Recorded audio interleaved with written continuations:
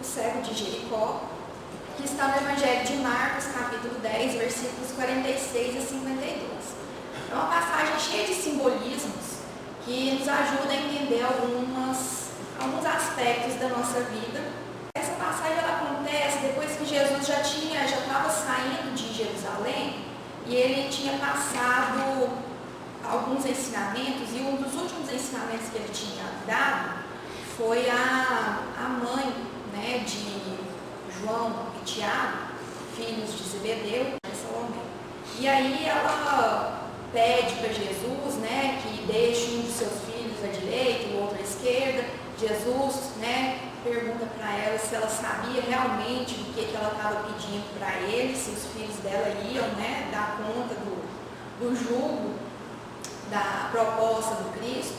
E logo depois disso eles vão, essa multidão, né, que seguia com Jesus, porque Jesus está sempre andando, está sempre em movimento. E aí Jesus, então, eles se dirigem à cidade de Jericó. Eles vão para lá, só que não conta ali nessa passagem o que aconteceu lá. Logo eles já falam, dirigem-se a Jericó e depois saindo de Jericó. Dá a entender que então eles permaneceram algum tempo e depois, na hora que estavam saindo da cidade, é que aconteceu essa passagem aqui do cego de Jericó. Saindo de Jericó, ele, Jesus, os seus discípulos e uma considerável turba, Bartimeu, o filho de Timeu, cego e pedinte, estava sentado à beira do caminho. Ao ouvir que era Jesus, o Nazareno, começou a gritar e dizer: Jesus, filho de Davi, tem misericórdia de mim. Muitos o repreendiam para que fizesse silêncio. Ele, porém, gritava mais: Filho de Davi, tem misericórdia de mim. Jesus, parando, disse: Chamai. E chamam o cego, dizendo: Anima-te, ergue-te, ele te chama. Ele, lançando fora o seu manto, saltando, foi até Jesus. Em resposta a ele, Jesus disse: Que queres que eu te faça? O cego lhe disse: Rabone, que eu volte a ver. Jesus lhe disse: Vai, a tua fé te salvou.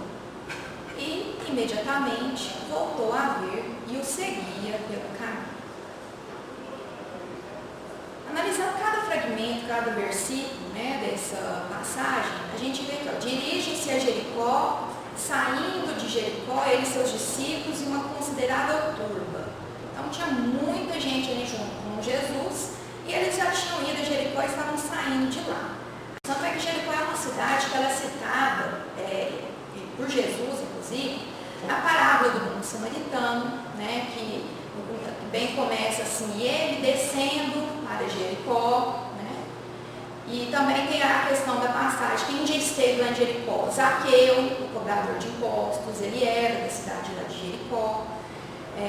Além do cego Bartimeu, o cego de Jericó, também tiveram ainda, na passagem do Evangelho de Mateus, ainda tem ainda uma história aqui de dois cegos que foram curados por Jesus também lá na cidade de Jericó. E Jericó era uma cidade encantadora, bordada de flores e de laranjeiras, que periodicamente explodiam em festa de perfume, prenunciando a frutescência. Rica em fontes e córregos, situada próxima ao Rio Jordão e a Jerusalém, constituía um dos orgulhos da Judéia. A cidade antiga, hoje reduzida a ruínas calcinadas, data de época muito recuada, quase 7.000 anos antes de Cristo, em pleno período neolítico. Destruída inúmeras vezes, teve as suas muralhas sempre reconstruídas, tendo sido palco da lenda, que se tornou clássica, em torno das trombetas de Josué, que a teriam derrubado entre os anos de 1500 a 1260 a.C. Sempre experimentou terríveis flagelos, como ocorreu por volta do século 17 a.C., quando foi incendiado. Abandonada essa era primitiva, foi reconstruída em lugar próximo por Herodes, que a formoseou, preservando toda a sua grandeza histórica. Suas belas residências e mansões hospedavam pessoas ricas e cultas, que se permitiam recepções faustosas e festas retumbantes. Era quase passagem obrigatória entre a Galileia e Jerusalém. Muitas vezes Jesus a visitava uma das suas jornadas à cidade santa para o seu povo. Ali mantivera contatos comovedores, havendo oportunamente penetrado o coração e a mente astuta de Zaqueu, o cobrador de impostos, que se tornara detestado pela cupidez e fortuna amealhada, mas que fora tocado pelas notícias que dele ouvira, havendo subido a uma figueira a fim de vê-lo passar, quando foi convocado a recebê-lo no seu lar. É uma estrada de Jerusalém que conduzia a Jericó, que o mestre a incorporável parábola do bom samaritano. Naquela cidade, portanto, famosa também pelas frutas secas e vinho capitoso, Jesus operou fenômenos incomparáveis, tocando a sensibilidade das massas que o acompanhavam, assim como de todos aqueles que ali residiam e os presenciavam. É uma cidade muito formosa, muito rica, de pessoas ricas e cultas. E aí a gente vai ver uma diferença aqui. Quando ele fala que Jesus estava saindo de Jericó, e quando tem a passagem, por exemplo, da parábola do bom samaritano, né, que o bom samaritano está descendo de Jerusalém até Jericó. No simbolismo que traz por trás disso, Jerusalém é onde se localiza o templo, lá no Monte Sião. Esse templo é o, digamos assim, a casa de Deus, né, dentro da concepção assim, religiosa da época. É a capital da espiritualidade. Então todos vão até Jerusalém para considerá-la um lugar santo, uma terra santa, assim como acontece até hoje. Ela está localizada a 400 metros acima de Jericó, como a gente viu, né, aquelas escarpadas ali no Monte Sião, e ela é aquela cidade voltada simbolicamente para os valores espirituais. Em contrapartida, Jericó, como está abaixo, é como se fosse mesmo essa alusão entre céu e inferno que depois foi difundida pela Igreja Católica. Então, é como se Jerusalém estivesse relacionada às questões superiores, às questões espirituais, e Jericó, que é uma cidade comercial, uma cidade, né, marcada por esse intenso movimento financeiro. Vamos imaginar aqui no Brasil a cidade de São Paulo. Não que ela seja nessa conotação aqui que a gente está colocando, mas uma grande metrópole ali, né, que tem a vida pulsante é em torno do dinheiro, é em torno da materialidade. Então ela simboliza essa vida material, materializada, dos valores temporários, puramente materiais, do supérfluo, né, essa busca pelo o belo, o bom, mas no sentido do prazer material. Então essa é a dicotomia que existe entre Jerusalém e Jericó. E aí por que isso? Porque Jesus estava saindo de Jericó quando aconteceu essa passagem aí, que ele encontrou com Bartimeu, que era um cego de nascença e que era mendigo pedinte. Você estava saindo de Jericó, e aí a gente vê aqui uma diferença. Ele estava saindo de Jericó, estava na saída, e estava junto com ele os discípulos, aquela multidão de pessoas, o cego Bartimeu, que era filho de Timeu, e que era pedinte, estava sentado à beira do caminho. Então imagine que tem a estradinha para sair da cidade, e ali do lado, né, daquela saída ali, naquele caminhozinho, estava ali o Bartimeu. Bartimeu é uma palavra que vem de Bar, que significa filho, e Timeu, que é o nome do pai dele. Então ele é filho de Timeu. Então não é apresentado o nome, o prenome dele. A gente não sabe quem que é essa pessoa. Mas é uma pessoa que tem família, né? Que ele não está ali, ele está desamparado, mas ele tem uma família porque diz que ele é filho de Timeu. E Timeu é uma palavra, né? Eu escrevi aqui em espanhol a palavra, Timaios, que significa impureza. Então é como se a gente estivesse referindo ao Bartimeu como sendo o filho da impureza. Como se ele tivesse, porque ele era, na visão, digamos assim, naquela ideia judaica, é como se ele tivesse sido condenado desde o nascimento a um infortúnio, porque ele era cego de nascença. Então, por isso, filho da impureza. Então, porque assim, a explicação que se dava era que se a pessoa ela nasceu cega, nasceu com algum defeito físico, alguma questão, a justificativa para aquilo é que assim, algo de ruim estava previsto na vida daquela pessoa. Ela não era uma pessoa pura, por isso essa porque ele estava ali condenado àquela condição. Então, assim, se hoje a gente acha que as condições, né, dos deficientes, das pessoas com deficiência, é muito difícil, imagine então naquela época que eles não eram nem vistos, né, pela sociedade. E aí, continuando essa parte, o Bartimeu, ele estava sentado junto, ao lado do caminho, ou seja, ele não estava sabendo qual caminho que ele seguiria. Porque ele poderia, se ele estava bem na saída, a saída também é a entrada, dependendo do sentido que você vai colocar. Se ele estava ao lado, do lado de fora do caminho, é como se eu estivesse na dúvida, para que caminho que eu vou seguir? Eu vou sair de Jericó ou eu vou entrar em Jericó? E aí esse sair de Jericó e entrar na cidade tem uma conotação diferente, de acordo com aquilo que a gente falou antes, que Jericó é essa cidade dos valores efêmeros, dos valores materiais. Então, entrar em Jericó significa que eu estou entrando nessa influência material. Está colocando aqui um simbolismo mais, digamos assim, íntimo do psiquismo da pessoa. Quando a gente está deixando se levar, né, pelas influências materiais, é quando eu estou buscando esse prazer efêmero, é quando eu estou buscando a somente ver e viver para as coisas materiais da terra. É como se eu fosse um materialista que acreditasse que só existe essa existência, que ela vai acabar, então eu vou usufruir de tudo o melhor que eu puder enquanto há tempo.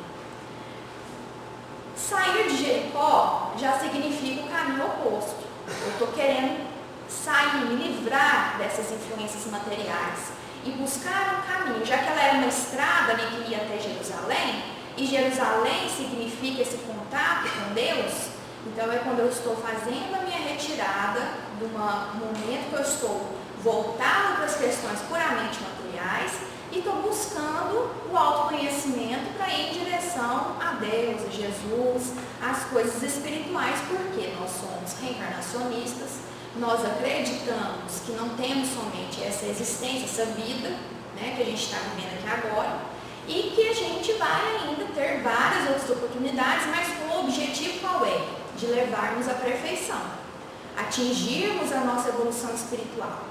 E para eu atingir a evolução espiritual, eu não posso, digamos assim, eu tenho que estar no mundo sem ser do mundo.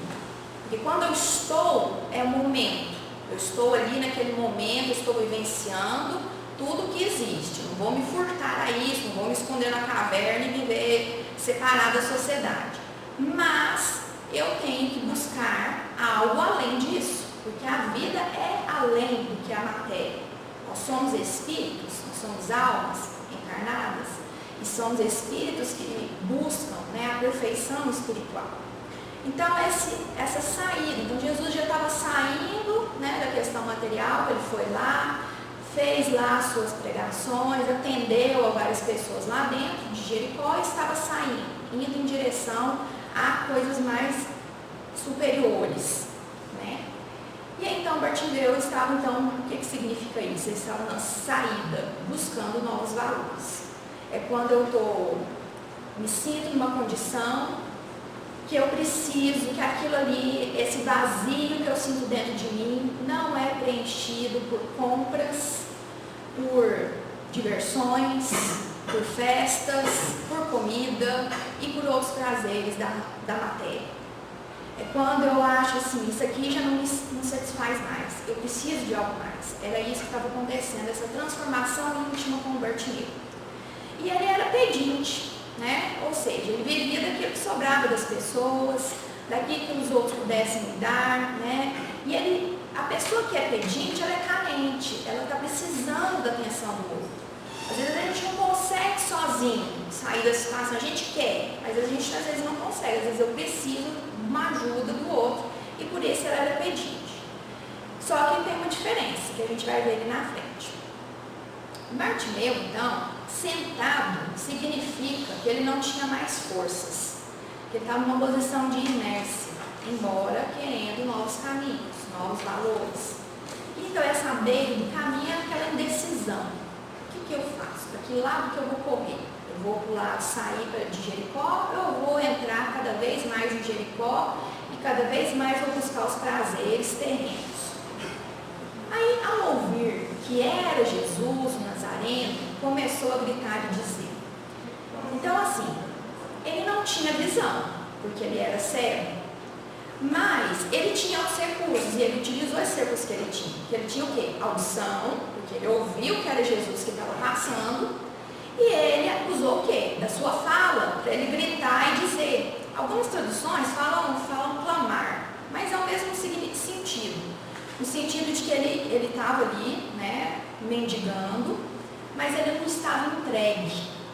Ele não estava adormecido totalmente. Ele já estava despertando para algo maior. Então ele estava atento, porque ele ouviu que Jesus estava passando pelo caminho, e aí ele foi atrás. E aí, então, essa passagem, esse momento aqui, significa para nós que nós não devemos ficar dando desculpas para não fazer as coisas, porque a gente não tem recursos, talentos suficientes para serem utilizados. Porque nós, quando reencarnamos, e vamos falar disso aqui um pouquinho adiante, nós não viemos aqui por acaso. E nós temos a família que nós precisamos, os recursos materiais que serão necessários para a nossa existência, e isso é o que nos basta. E aí basta a nós colocarmos em prática a parábola dos talentos. Que se eu recebi 2 talentos, eu multiplico. Se eu recebi 5, eu multiplico. O que eu não posso fazer é enterrar o único talento que eu tenho, que às vezes é algo tão simples e que eu ainda não percebi que é um talento meu, e que eu acho que não tem nada e não faço nada também para melhorar. Então é a gente começar a agir com aquilo que a gente tem, ao invés de aguardar aquilo que a gente quer, que a gente está querendo. E quando a gente vai falar assim, ao ouvir que era Jesus, esse era, aí a gente vai numa interpretação aqui do miudinho, que a gente vai colocar o seguinte: o era é o verbo ser no sentido do verbo do tempo, do pretérito imperfeito do indicativo. Ai, mas o que significa isso no português, Significa que é um fato que já passou, ficou lá no passado, mas que não foi concluído. Ele não foi terminado, ele não está completamente terminado. E o que significa? Significa que Jesus pode estar passando, ele está passando. A gente ouviu que era Jesus. Era, ele já foi, ao mesmo tempo ainda está sendo, mas já foi de novo. E então, assim, não é o pretérito perfeito, assim, ou seja, que passou e acabou. É um pretérito que está passando, ou seja, ficou lá no passado, mas que está reverberando agora no presente de alguma forma. Então, ele pode ser passado, mas se Jesus passa e a gente não aproveita o momento que estamos sabendo dele agora, aí a gente pode perder. Porque aí se completa e se torna pretérito perfeito, ou seja, ele foi. Então Jesus era. Ao ouvir que era Jesus, o Nazareno, começou a gritar e dizer. Esse gritar, dizer com a voz muito alta, é clamar por socorro. E para isso, não é só gritar, fazer escândalo, é tirar de dentro de você o seu sentimento, para pedir o socorro. A gente vê muitas das vezes nas reuniões mediúnicas, e mesmo o exemplo do André Luiz, no livro Nosso Lar, que às vezes a pessoa está lá reclamando da situação, ela se vê numa situação ruim, num ambiente feio, horroroso às vezes, passando dores, porque ela desencarna e continua às vezes naquela vibração daquele pensamento que ela está sentindo aquela dor, da forma como foi a morte dela. E somente quando ela se lembra de Deus, quando ela fala o nome de Deus com vontade, com aquele sentimento de que me ajuda, me tira daqui que eu não aguento mais, é que o socorro vem. O socorro às vezes estava lá do lado dela o tempo inteirinho. Ela não percebia, o espírito não percebe, a gente não percebe. Então esse gritar aqui, e ele então, o cego que Bartimeu, ele teve 2 ações. Ele gritou, ele expôs o sentimento dele, ele clamou por esse socorro, mas ele também disse: não adianta a gente pegar e ficar só na verborragia e de ficar gritando, se desesperando e não está ouvindo nem o que está dizendo. E ele disse, ou seja, ele está expondo, ele está explicando, expondo, explanando o que ele está querendo, o que ele está buscando. É quando ele grita e diz: Jesus, filho de Davi, tem misericórdia de mim. É o clamor de socorro do Bartimeu. Ou seja, ele falou aquilo de sentimento, ele se abriu, ele não teve vergonha de pegar e se expor na frente da multidão para ser ouvido e visto por Jesus. E quando ele fala filho de Davi, isso aí é um reconhecimento da grandeza de Jesus, porque filho de Davi era como se fosse um título máximo, você poderia se referir, né, naquela época a um profeta, né? Jesus era considerado um profeta. E esse misericórdia de mim não é no sentido de ter pena, dozinha, não. É compadece de mim, tem a compaixão. A compaixão vai mais do que você simplesmente ficar condoído com o outro ali. Você sente junto com ele. Se compadecer é padecer junto. O com é junto, padecer junto. Então a gente vai ao encontro da pessoa no sentido do sentimento. Eu não fico indiferente, né, aquilo. Então ele não queria que Jesus simplesmente só o olhasse. Ele queria que Jesus realmente ouvisse o grito interior que ele estava tendo. É como se ele dissesse: olhe para mim, esse tem misericórdia de mim, olha para mim. E aí continua a passagem, né? Muitos o repreendiam para que fizesse silêncio. E aí a gente pensa assim, às vezes a gente está nesse momento que a gente quer dar uma virada na nossa vida. A gente já não aguenta mais as dificuldades que a gente está tendo, a gente percebe que a gente tem a oportunidade de melhorar, eu quero melhorar, só que aí parece que tudo conspira para não dar certo. É aquele momento que você quer fazer algo, começa a não dar conta de dar o primeiro passo. E nesse momento é que nós precisamos, né, falar com mais clareza, nos esforçarmos mais para que a gente consiga sair dessa inércia que está de ficar sentado à beira do caminho. Tudo parece que vai confluir para que você se cale, né? E aí quando a gente se cala, é como se a gente estivesse cedendo a esses apelos diversos que vêm. Então eu quero parar de comer o doce, mas toda hora só aparece doce na minha frente. Eu quero modificar minha vida, ir para a academia, fazer atividade física, eu preciso, porque eu tenho que me exercitar, mas todo dia naquele horário, ou eu não acordo no horário, ou se for no final do dia, eu arranjo outro compromisso e não vou. E aí, isso aqui não é vida cotidiana. Imagina então, vou falar de sentimentos, né? De mudarmos o nosso comportamento, que é algo ainda mais difícil. Se a gente não consegue mudar coisas materiais, hábitos diários da nossa vida, se torna ainda mais difícil a gente conseguir mudar comportamentos que são questões mais íntimas, relacionadas à nossa psique.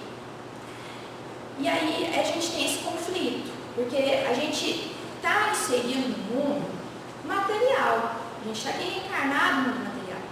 E a gente tem o tempo todo, que a gente fala aí, as vicissitudes da vida, a gente tem doença, às vezes a gente pensa, não, agora eu vou ficar bom, aí eu começo a ficar doente.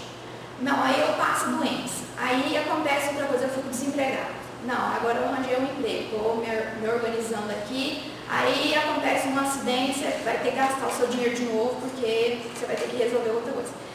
Isso não é, digamos assim, está te proibindo de crescer, de seguir. Mas isso é inerente à nossa trajetória de vida. Todos nós estamos sujeitos a essas dificuldades, porque a gente está num mundo de provas e expiações, que está ligado à matéria, e a matéria está relacionada à vicissitude, ou seja, a matéria ela não é perene.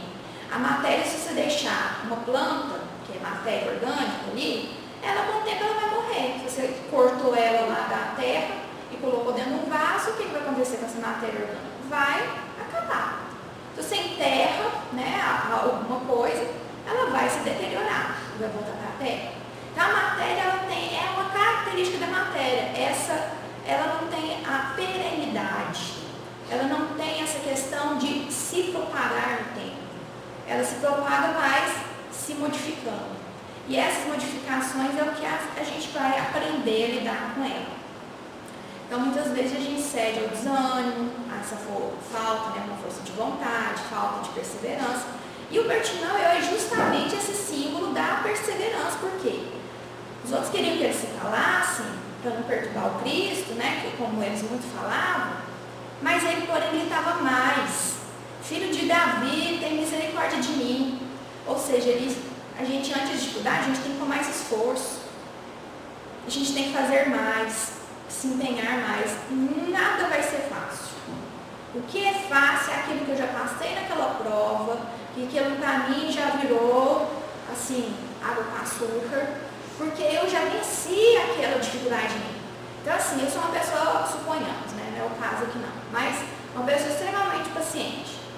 Eu tenho essa virtude da paciência, mas assim, para adquirir a virtude da paciência não foi numa vida, não foi só depois que eu comecei a estudar o Espiritismo e passei a querer modificar o meu comportamento. Não, isso é algo construído ao longo de vários e vários anos e vidas. E aí a gente vai solidificando isso dentro de nós, espírito. Aí, da próxima vez, fica mais fácil ter paciência. Mas enquanto eu não adquirir aquilo se torna difícil de adquirir. Então a gente tem que se esforçar cada vez mais, porque nada é fácil. E aí Jesus, parando, diz: chamai. Esse verbo parando está no gerúndio. E o gerúndio é um tempo verbal que ele indica uma ação prolongada, ou seja, algo que não acabou, está acontecendo ainda, uma ação continuada. Então, Jesus parando. Por que parando? A gente nunca vai ver aqui nos textos bíblicos assim: e Jesus parou. Se ele tivesse falado Jesus parou, é como se Jesus estivesse andando e simplesmente ele ficou estático, parou. Agora, esse Jesus parando, é como se ele estivesse ainda continuando o movimento, só que ele foi diminuindo a velocidade do passo dele, ele foi ficando mais devagar. Por que isso? Por que Jesus não para por completo? Ele só vai diminuindo o passo, porque Jesus é a vida em movimento. Jesus é movimento e ação. Jesus está sempre em ação e movimento. Se a gente parar para estudar e esmiuçar os textos bíblicos, a gente vai perceber isso. Jesus está sempre numa ação do gerúndio, porque ele está sempre fazendo algo. Ele está andando, ele está passando, ele está indo de um lugar para o outro, ele está curando, ele está parando. Ou seja, não parou. Porque a vida não para para você arrumar ela. Ela pode até dar uma desacelerada em alguns momentos da vida, mas ela não para totalmente para você poder resolver, arrumar sua casinha tudo bonitinho e depois falar: agora eu vou continuar. Não, é aquela história, né? A gente vai andando, troca pneu andando de carro, um carro em movimento. Então é isso que a gente faz, então ele só vai diminuindo, porque Jesus é o quê? É um constante movimento, uma constante ação. E quando ele fala chamai, o verbo está no imperativo, ou seja, está dando uma ordem. Jesus não vai lá e chama o Bartimeu, porque ele passou, foi parando, foi andando mais devagar, mas o que aconteceu? Ele fala para alguém, para chamar ele. Por que isso? Né? Porque a vida não chama a gente assim diretamente: ô fulano, você tem que fazer isso. Não é assim. Nós, quando vamos nos reencarnar, a gente tem toda uma ajuda espiritual de uma equipe vastíssima de espíritos que nos ajudam a preparar o nosso planejamento encarnatório e a definir as principais, digamos assim, as principais tarefas, né, que a gente vai passar. Então, assim, questões, por exemplo, relacionadas às vezes à profissão, a questão, por exemplo, se vai constituir família ou não, né? Então, essas questões mais, digamos assim, principais na vida de uma pessoa, isso geralmente é definido, mas não é assim um livro escrito ali certinho, e que ele foi, ele caiu, tropeçou, levantou, foi ali, voltou de lá e veio para cá. Não, porque a gente tem o nosso livre-arbítrio. Senão a gente não poderia fazer escolhas. E a gente pode mudar o nosso planejamento encarnatório uma vez que a gente tem um esquecimento do passado, só que a gente tem que ficar atento aos sinais. Porque a gente esquece, mas a gente não esquece 100% não, gente. Nós temos sonhos, nós temos os momentos do sono, em que a gente sabe que nós vamos no plano espiritual, nós temos as intuições, e isso eu estou falando para quem não é médium ostensivo, para quem não tem vidência, audiência, até porque quem é médium também ostensivo, não quer dizer que ele tem nenhum falando para ele o tempo inteiro o que ele pode ou não pode fazer na vida dele, não é assim que funciona a mediunidade. Para quem às vezes acha que é assim, não é assim não. Às vezes é até mais nebuloso ainda do que alguém que não tenha a mediunidade ostensiva Porque aí, quando vem uma intuição mais forte ali, presta mais atenção e confia mais no taco dela. Né? O médium às vezes vacila muito. E aí, Deus, então, ele não vem para a gente de forma direta. Ele vem através de outras pessoas. Às vezes é através de um médico, estou com uma doença e aparece alguém que conhece um médico que possa tratar minha doença. Um exemplo que pode acontecer. Então a gente tem que observar, por isso que tem aquela frase do Santo Agostinho, né, que ele fala lá, né, conhece-te a ti mesmo. E que o Santo Agostinho vai falar que a gente tem que voltar, conhecer a si mesmo, esse autoconhecimento, rever as nossas ações ao final do dia. Para quê? Para eu conseguir começar a perceber o que eu estou fazendo aqui na vida. Quem sou eu? Eu sei pela doutrina espírita que eu já tive várias encarnações e que se eu estou hoje numa situação que não é tão legal, provavelmente é porque eu estou colhendo aquilo que eu plantei no passado. Então o que será que eu plantei? Mas não ficar procurando detalhe, não. O pingo no i, não. Porque isso aí a gente não vai conseguir saber. Mas a gente consegue perceber pelo nosso temperamento, pela forma como a gente age, como que eu decido algo, se eu sou muito impulsivo, ou se eu penso mais, se eu ajo mais com tranquilidade, ou se eu ajo mais inquieto, se eu tenho calma, se eu sou ansioso. Tudo isso diz de nós.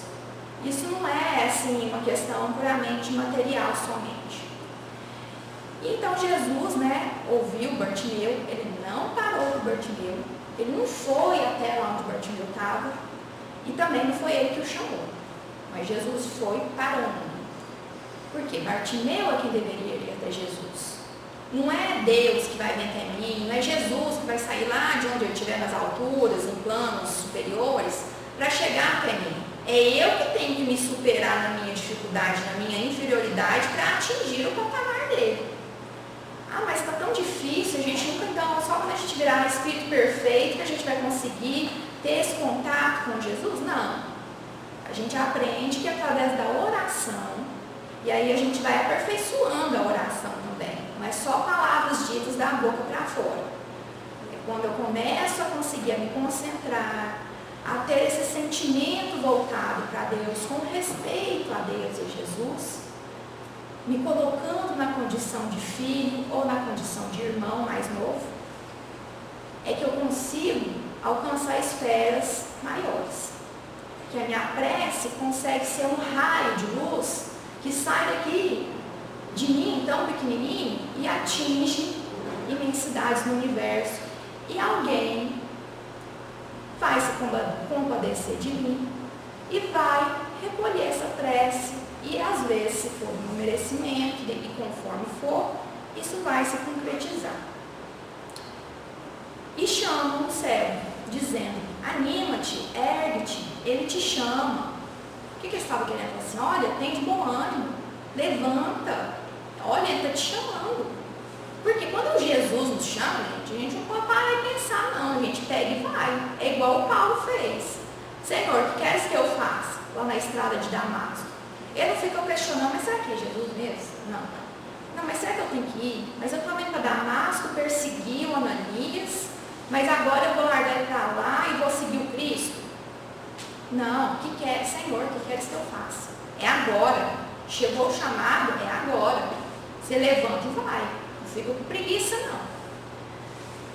E a palavra ânimo, o termo ânimo, né, o ânimo vem de ânimos, né, do latim, que é o princípio espiritual da vida intelectual e moral do homem, a alma, o espírito. Então, o termo ânimo é você fazer a coisa com garra, com vontade, você colocar a alma naquilo que você faz, você se dedicar àquilo que você faz, você fazer aquilo efetivamente, não fazer de qualquer jeito, de má vontade.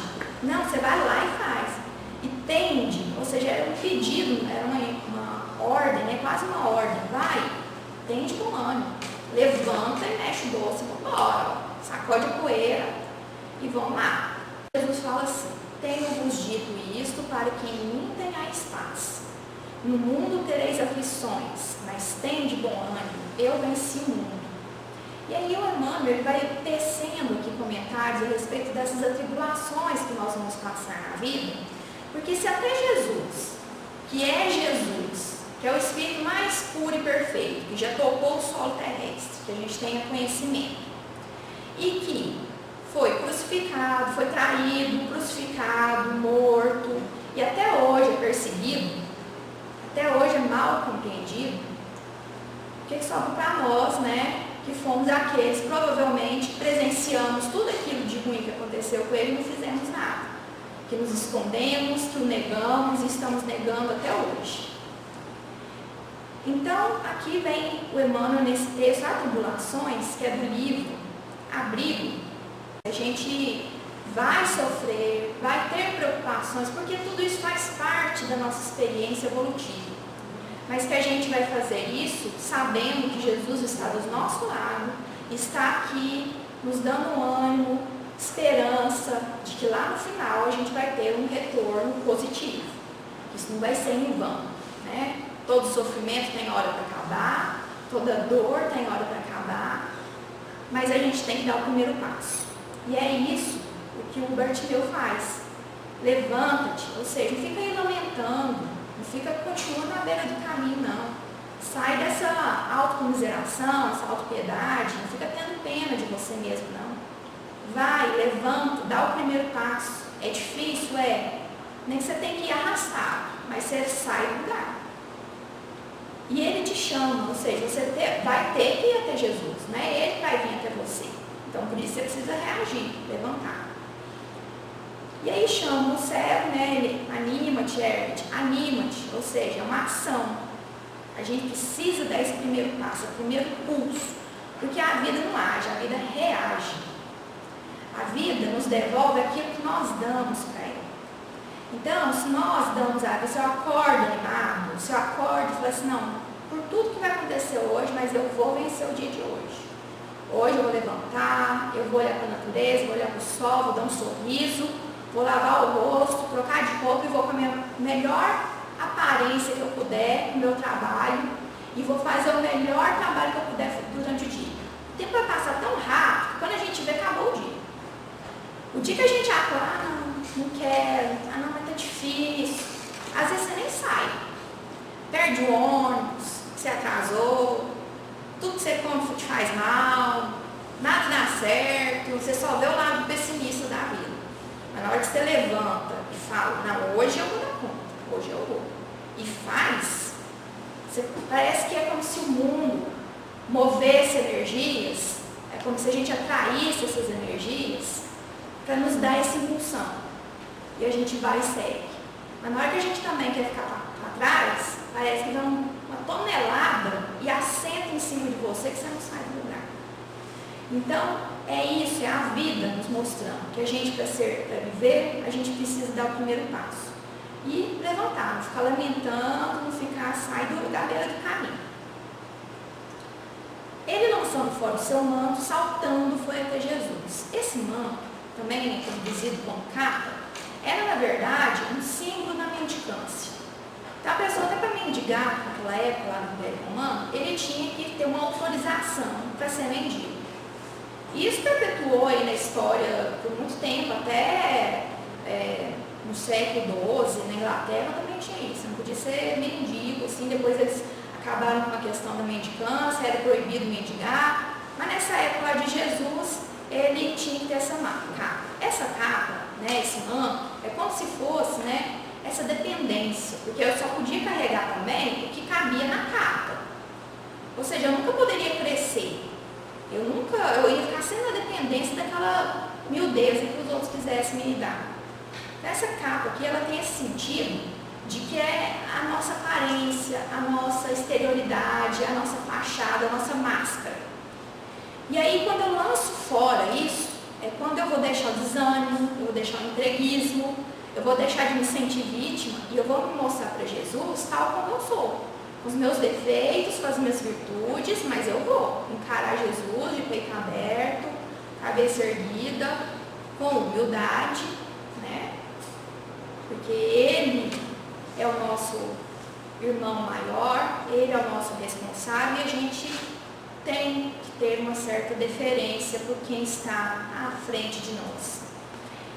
Então, para encontrar Jesus, não precisa do exterior, tá todo cheirosinho, bonitinho. Se você conseguir, bem, mas se não conseguir, o importante é que o seu íntimo esteja cheirosinho e limpinho. Que a sua consciência esteja em paz. Porque a consciência de culpa, muitas das vezes, faz a gente perder séculos e séculos nos lamentando de uma coisa que já foi, que já não existe mais, que já se transformou e eu ainda estou apegado aqui. E aí ele foi até Jesus. Agora, foi uma ação que aconteceu no passado e acabou. Ele foi. E ele foi até Jesus, mas por que ele foi? Porque já não era mais aquele Bartimeu lá do início. Era o Bartimeu que queria mudar. Ele estava deixando aquela capa da mendicância. Ele estava deixando o vitimismo dele. E ele estava pegando e foi ter com Jesus. Porque basta ter um encontro com Cristo para a gente mudar. Se eu ainda não mudei, é porque eu ainda não encontrei Jesus na minha vida.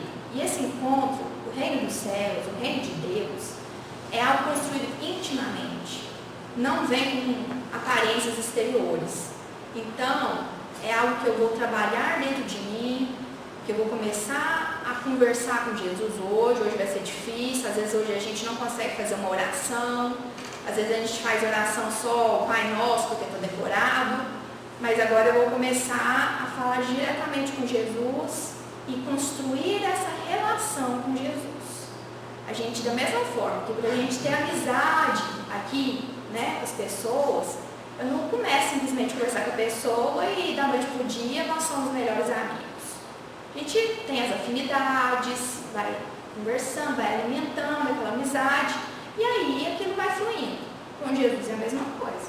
Se eu quero ter uma relação saudável com Cristo, para que Ele seja realmente esse irmão maior que está aqui me impulsionando até Deus, então eu preciso começar a construir essa relação. E como que a gente constrói? Tijolinho a tijolinho, todos os dias, dando atenção, igual uma plantinha. Se você não cuida da plantinha, ela morre. Relacionamento é a mesma coisa. Em resposta a ele, Jesus disse: o que queres que eu faça? E a gente está preparado para essa pergunta? Se Jesus chegar até nós hoje, agora, nesse momento, será que eu sei o que eu quero? Será que eu sei o que eu quero de verdade? Será que eu vou perder a oportunidade? Eu vou pedir uma coisa estúpida? Que depois eu vou me arrepender? Fala assim, não, mas perdi a oportunidade. Porque Jesus, e por que Jesus faz isso? Ele sabia ele sabe o que a gente quer, o que a gente precisa. Mas a gente precisa desse movimento de ir atrás daquilo que a gente quer. A gente tem que se esforçar. É esse esforço, essa caminhada é o que é o importante. Aí o cego disse, Rabuni, também traduzido como Rabone, que eu volte a ver. Ou seja, dá a entender que ele na verdade não era um cego de nascença, né? Um dia ele viu e deixou de ver. E Rabone, ou Rabuni, na tradução, significa meu mestre. Ou seja, ele está se colocando na condição de aprendiz. Que agora eu quero aprender com o Senhor. Qual o caminho que eu vou seguir? Me ajuda a discernir as coisas. Esse voltar a ver, esse ver novamente, me ajuda. Eu estou numa cegueira que eu só vejo as coisas tristes, eu só vejo a dificuldade, a dor, o sofrimento. Eu não consigo ver uma luz de esperança. Me ajuda a discernir se eu estou indo para o caminho certo ou se eu estou indo para o caminho errado. E aí a gente vai refletindo, cada um vai ter uma resposta. E Jesus lhe disse, vai, a tua fé te salvou. Ou seja, Jesus não coloca a responsabilidade da nossa cura, da nossa melhora, da nossa transformação íntima. Ele ajuda, mas faz parte da minha caminhada. E para que eu tenha mérito, eu preciso dar a minha contribuição a mim mesmo. A tua fé te salvou, ou seja, não foi apenas uma ação do Cristo, era uma fé operante do Bartimeu. Ele teve esse impulso, ele queria, ele acreditava e ele saiu do lugar e foi. E imediatamente voltou a ver e o seguia pelo caminho. Ou seja, Quando ele voltou a ver, ele sabia se ele ia para frente ou para trás.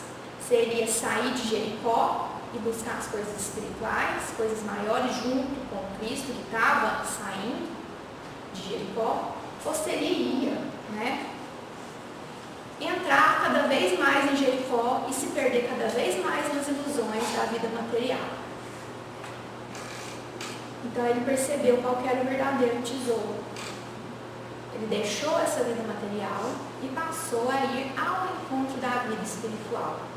Porque ele resolveu seguir pelo caminho que Jesus iria trilhar dali, naquela passagem diante. O mundo de ontem, qual ocorre com o de hoje, estava dominado pela cegueira interior para as verdades espirituais.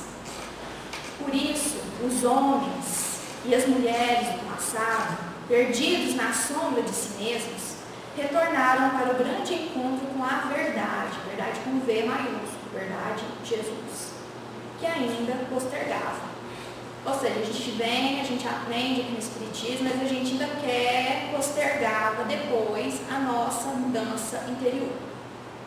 A mensagem dele volve às suas criaturas distraídas, que lamentavelmente não têm ouvidos nem interesse para introjetá-lo, tornando-a lição de vida atuante. Ou seja, entra no ouvido, sai no outro, eu acho bonito, são as sementes no caminho, do semeador. Uma vai morrer logo de cara, os passarinhos vão comer, a outra vai secar no sol, a outra vai começar a crescer no meio dos espinhos, as facilidades do mundo vai abafar, e aí você esquece daquilo, continua fazendo aquilo que você sempre fez, até que a gente resolve ser semente boa, que cai em solo fértil e multiplica.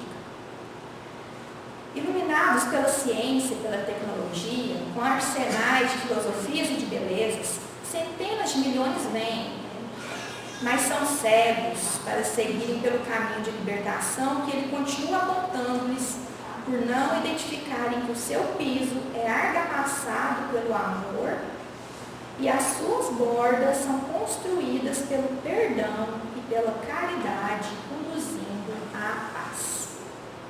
Nós estamos envoltos numa sociedade que evoluiu muito na ciência e na tecnologia. Tem muita coisa para evoluir, mas já demos um passo muito grande se comparados a 100 anos atrás.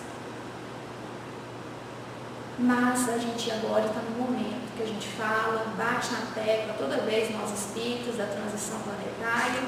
A gente está preocupado se a gente vai sair da Terra ou se não vai, mas a gente não muda de vida. A gente não sai do caminho, a gente não sai da beira do caminho e entra no caminho em direção a Jesus. A gente permanece ali do lado. As pessoas vão passando, umas vão para um lado, outras vão escolhendo os caminhos, e a gente permanece em cima do muro. A gente precisa saber que esse caminho de libertação que Jesus está nos apontando é o caminho do amor, ou seja, eu vou trilhar ele envolvido no amor, mas esse amor ele está limitado, porque nós somos limitados pelo perdão, porque eu vou encontrar várias pedras no caminho que vai me machucar, vai me ferir, e eu vou ter que aprender a lidar com esses machucados para seguir adiante. E eu vou ter que também aprender a ser caridoso, para eu construir outras virtudes dentro de mim e poder dar a minha contribuição na obra divina, que é um dos nossos objetivos também enquanto espíritos. Então, que a gente possa abrir nossa visão para que a gente deixe de ser cegos para a vida espiritual, cegos para a vida cotidiana, que a gente possa ver o outro, possa se ver, para a gente deixar de ser tão doente, ser tão carente, e a gente conseguir movimentar dentro de nós essa energia de Deus, porque ele diz, só vós sois deuses. Então, se a gente tem a potência de Deus dentro de nós temos muito ainda a fazer. A gente pode contribuir muito, e mesmo que seja assim, trabalho de formiguinha, um pouquinho de cada vez, mas a gente tem que fazer que nem Jesus, estar em movimento, nunca parar e estacionar. A gente vai parando, diminuindo o passo, mas a gente não para, a gente segue em frente. Agradeço a atenção de todos.